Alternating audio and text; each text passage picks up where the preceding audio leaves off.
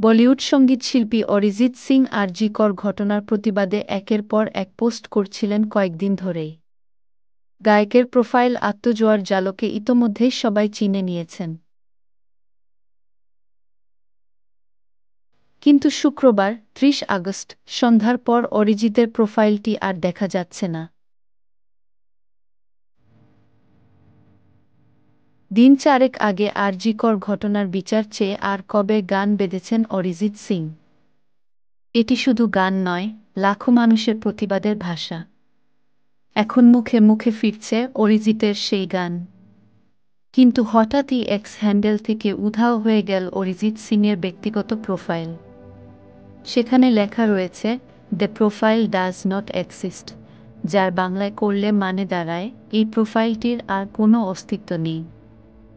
এই ঘটনায় তার ভক্তদের কপালে চিন্তার ভাঁজ। কি ঘটেছে? এই প্রোফাইলটি কি গায়ক নিজেই মুছে দিয়েছেন, নাকি কঙ্গনা রানাউতের মতো গায়কের প্রোফাইলটি বন্ধ করে দেওয়া হয়েছে? সে বিষয়ে তেমন কিছু জানা যায়নি।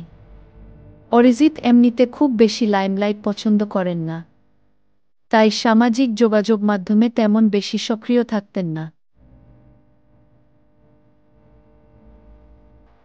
গত ৯ আগস্ট ভোরের দিকে কলকাতার শ্যামবাজার এলাকায় অবস্থিত আরজি কর মেডিকেল কলেজ হাসপাতালে চিকিৎসকদের বিশ্রামকক্ষ থেকে এক নারী চিকিৎসকের ক্ষতবিক্ষত মরদেহ উদ্ধার হয়।